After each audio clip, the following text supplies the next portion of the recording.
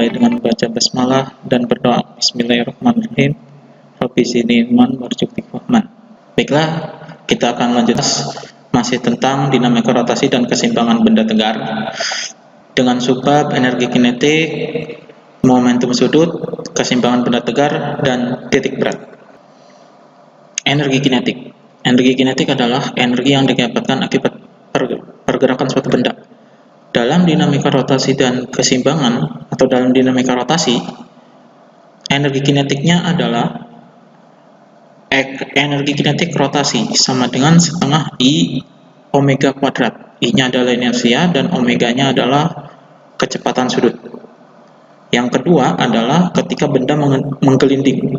Ketika menggelinding, ini terjadi dua pergerakan, yaitu pergerakan translasi atau gerak lurus dan pergerakan rotasi berputar.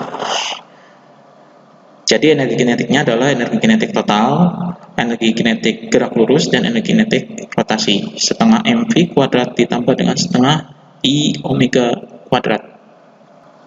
Contoh soalnya adalah seperti ini. Contoh energi kinetik rotasi dan energi kinetik translasi. Contohnya silinder pecah dengan jari-jari 5 cm bermassa 0,25 cm bertranslasi dengan kelajuan linear 4 meter per second. Tentukan energi kinetik silinder jika selain bertranslasi silinder juga berrotasi. Sebelum ke jawaban, kita data diketahuinya. Diketahuinya ada R, M massa dan kecepatan. Kemudian silinder pejal, momen inersianya adalah setengah mr kuadrat. Ditanyakan energi kinetik totalnya. Jawab, energi kinetiknya adalah energi kinetik translasi dan energi kinetik rotasi. Nah, energi kinetik translasi setengah mv kuadrat, energi kinetik rotasi setengah I omega kuadrat. Ini dijabarkan, I-nya adalah setengah mr kuadrat dan omeganya adalah V kuadrat per R kuadrat. R-nya habis, ini dikali jadi 1/4 dan R-nya habis jadi V kuadrat. Jadi 1/4 V kuadrat. Ini bisa dijumlahkan, setengah tambah 1/4 sama dengan 3/4 mv kuadrat.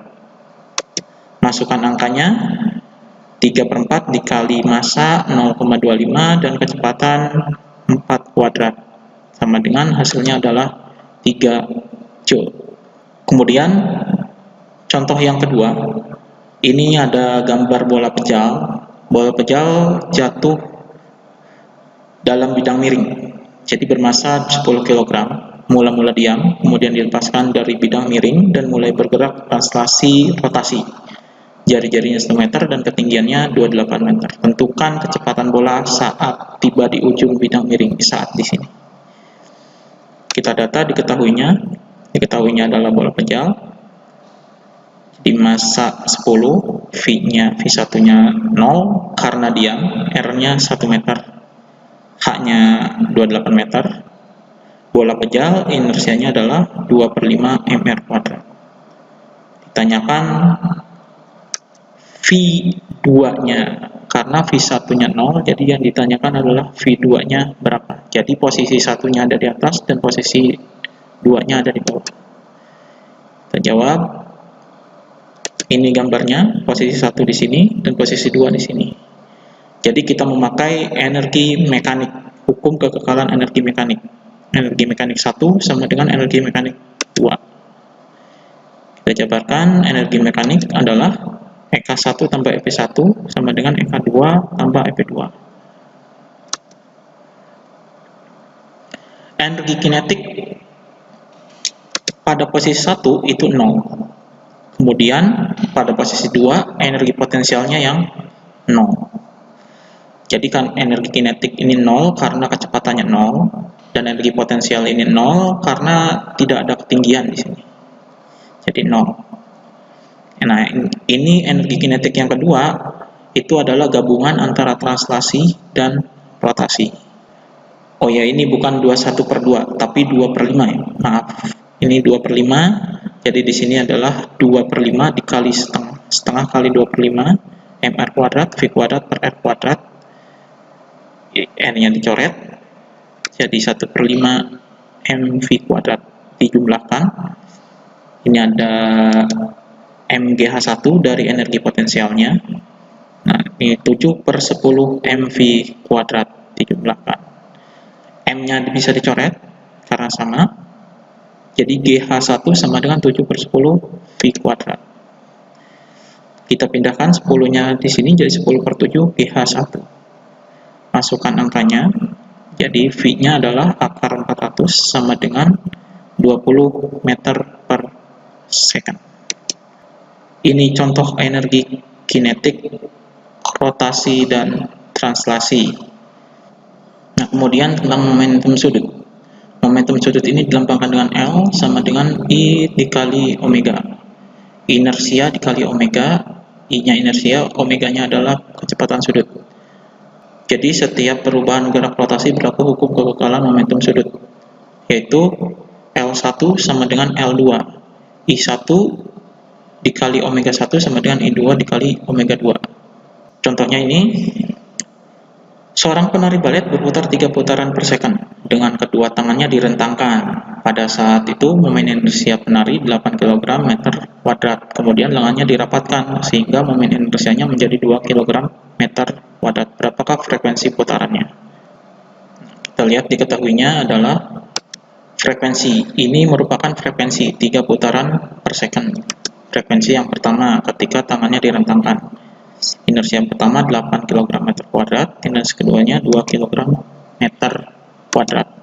Ditanyakan adalah frekuensi yang kedua.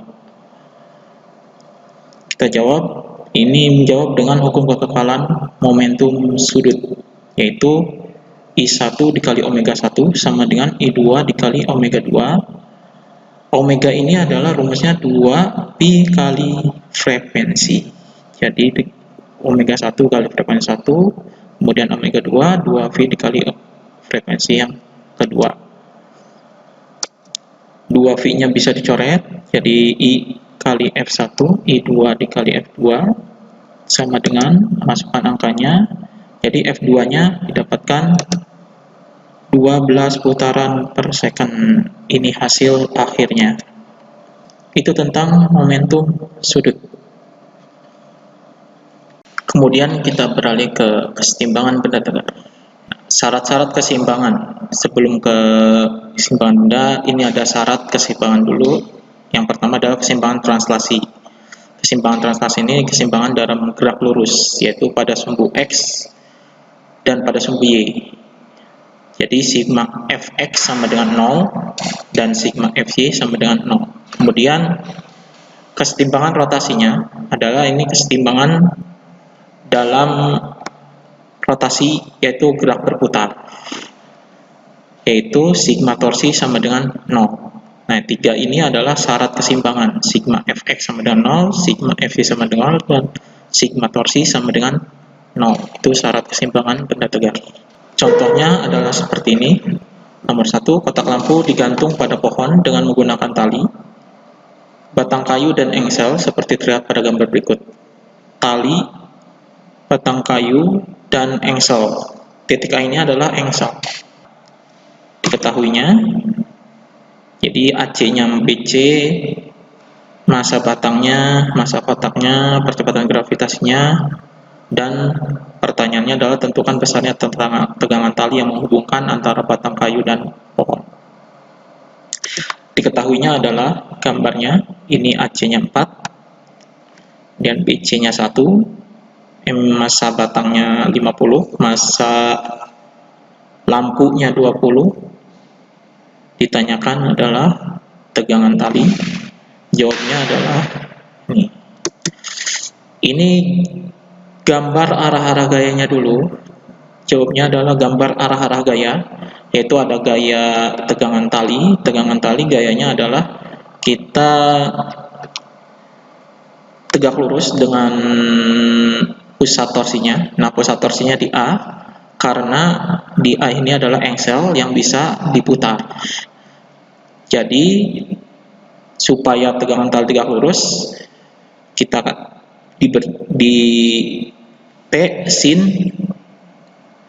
theta atau T sin 30, supaya tegangan tali ini tegak lurus terhadap pusat torsinya. Kemudian batang AC ini adalah titik beratnya ada di tengah-tengah, dan ini ada satu lagi adalah berat lampunya, WL. Ini sebelum ke situ, tahap porosnya pada A, karena A ini bisa diputar. Nah, kita cari jarak-jaraknya. Jarak pada A yaitu AB. Jadi antara tegangan tali ini adalah AB, ini lengan momennya, yaitu 3 meter. Kemudian WB ini berat batangnya 500 Newton, WL-nya berat lampu 200 Newton. Nah, baru syarat kesetimbangannya adalah torsi A sama dengan 0 atau jumlah torsi A sama dengan 0. Nah, ini jumlah torsinya adalah tegangan tali sin 30 dikali AB, terus WB ini adalah setengah AC karena tengah titik tengah, jadi setengah dari AC, lebih dikali setengah AC, dan WL dikali AC karena WL ini letaknya di ujung. Nah, ini lengan momennya. Jadi hasilnya adalah ini T. Nah, ini 1,5 T sama dengan 1800. Jadi hasilnya adalah 1200 Newton. Itu contoh keseimbangan pada tegarnya. Contoh yang kedua adalah seorang anak bermassa 100 kg berada di jembatan kayu yang jembatan papan kayu ini masanya 100 kg yang diletakkan di atas dua tonggak A dan C tanpa dipaku. Kemudian ini ada tong berisi air, masanya adalah 50 kg. Nah, AB-nya 2, BC-nya 3, AD-nya 8. Berapa jarak anak dapat melangkah dari titik C? Dari titik C ini berapa jarak anaknya dapat melangkah agar papan kayu tidak terbalik? Itu contoh yang kedua. Jadi berapa meter jarak anak ini? Yang ditanyakan adalah X-nya. Diketahuinya dulu, kita tuliskan, diketahui gambarnya, kemudian massa anaknya, massa kayunya, dan massa tongnya, kemudian AB, BC, AD. Tanyakan adalah X-nya. Kita jawab. Nah, ini gambar arah-arah gayanya. Jadi di sini di A ada gaya normal A, di C juga ada arah gaya normal NC, di B ini adalah berat tongnya, tengah-tengah ini adalah berat kayunya, dan ini adalah berat anaknya. Yang dicarikan adalah X, jarak C dan orangnya ini. Cari X-nya. Nah, yang positif adalah yang berlawanan dengan jarum jam, ini positif. Kemudian kita menentukan pusatnya. Pusatnya adalah di C, karena di C ini titik tumpuan supaya anaknya tidak jatuh. Sedangkan di sini adalah NA itu 0, karena ketika simbang A ini akan bernilai 0 karena dia mengangkat sedikit dan tidak terjadi gaya tekannya ketika simbang. Nah, ini di 0 kan. Kemudian NC-nya juga 0 karena di pusat porosnya.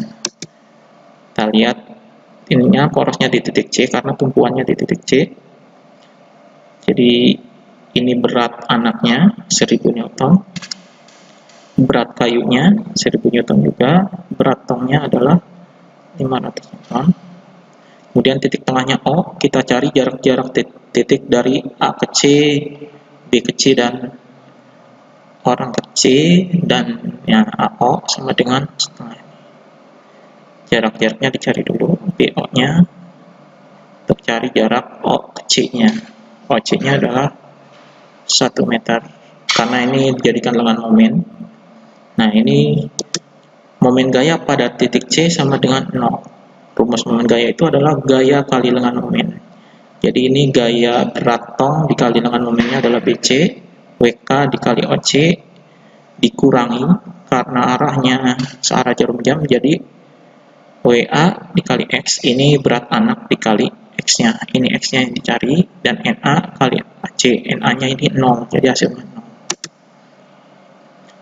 Nah, jadi sama dengan ini 1000X, jadi X sama dengan 2500 per 1000, jadi sama dengan 2,5. Jadi hasilnya 2,5 meter. Itu contoh keseimbangan benda tegak. Kita masuk ke bagian akhir, yaitu titik berat. Nah, titik berat ini kita menentukan koordinat titik berat. Koordinat titik berat ini bisa pada koordinat pada sumbu X dan Y atau kedua-duanya, yaitu X, Y. Nah, titik berat ini benda-bendanya adalah benda ruang 3 dimensi, kemudian benda luas 2 dimensi, dan benda garis atau 1 dimensi. Ini rumusnya sama, cuma bedanya adalah di sini hurufnya.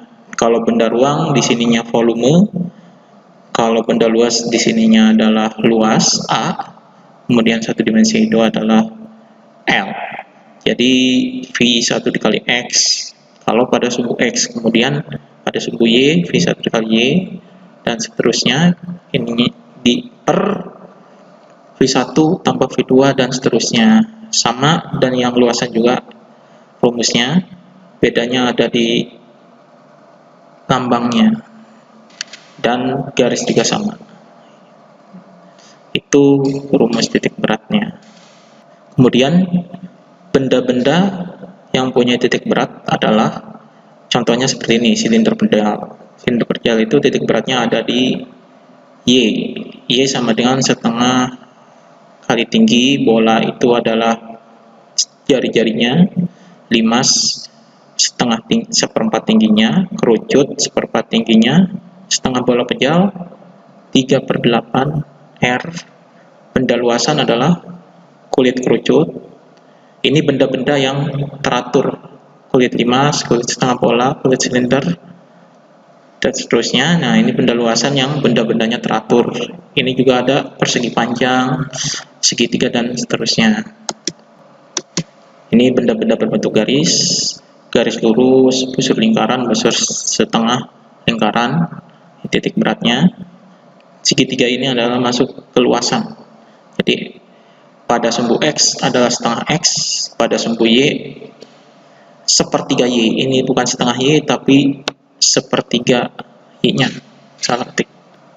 Contohnya ini, contoh titik berat nomor 1. Perhatikan bangun datar 2 dimensi berikut. Ini gambar trapesium. Tentukan letak koordinat titik berat bangun tersebut. Titik berat, koordinat titik beratnya berapa? Nah, diketahui gambar trapesium, kemudian ditanyakan adalah koordinat titik berat X, Y. Jawabnya kita gambarkan dulu luasannya. Nah, ini gambarnya. Gambar luasannya itu adalah A1 dan A2. Kita pisah antara persegi panjang dan segitiga. Kita cari A1-nya, panjang kali lebar, jadi 18 kali 9. Kemudian A2, X1-nya. X1 itu sumbu datar. Jadi X1 ini adalah setengah dari lebarnya. Setengah lebar yaitu setengah kali 9. 4,5, Y1 adalah setengah kali 18, setengah panjangnya. Kemudian A2. A2 ini adalah luas segitiga. Luas segitiga setengah kali alas kali tinggi. Alasnya adalah 18 dikurangi 9, dan tingginya adalah 18. Jadi luasnya 81. Kemudian X2-nya adalah dari pusat sini. Jadi ini 9 ditambah dengan setengah alasnya. Jadi 9 itu dari sini. Setengah alasnya dari sini.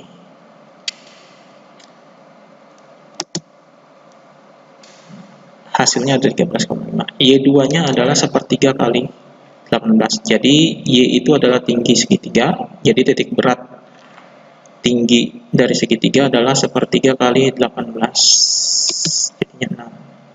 Kita hitung koordinat titik beratnya. Ini X0-nya, rumusnya A1 kali X1 tambah A2 kali X2 per A1 tambah A2. Ini hasilnya adalah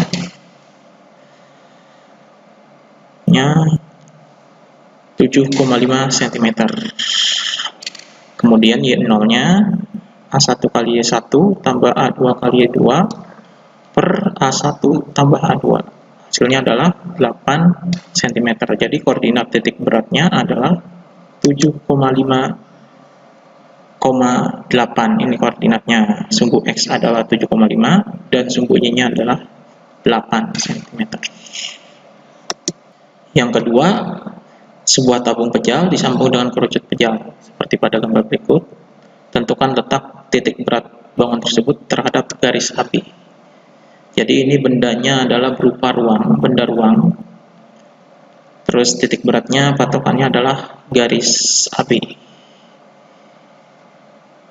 Jika benda ruang berarti yang dicari adalah volumenya. Ini diketahuinya, ditanyakan adalah X-nya. Karena yang jadi patokan adalah AB, jadi titik beratnya adalah sumbu X-nya. Jawabnya adalah ada volume 1 benda tabung dan volume 2 benda kerucut. Hitung volume 1 adalah benda tabung VR kuadrat T ini 300 pi cm per kubik. Kemudian X1 ini adalah tengah-tengah di sini, tengah-tengahnya. Nah, X1 ini jadi setengah kali 12 6 cm.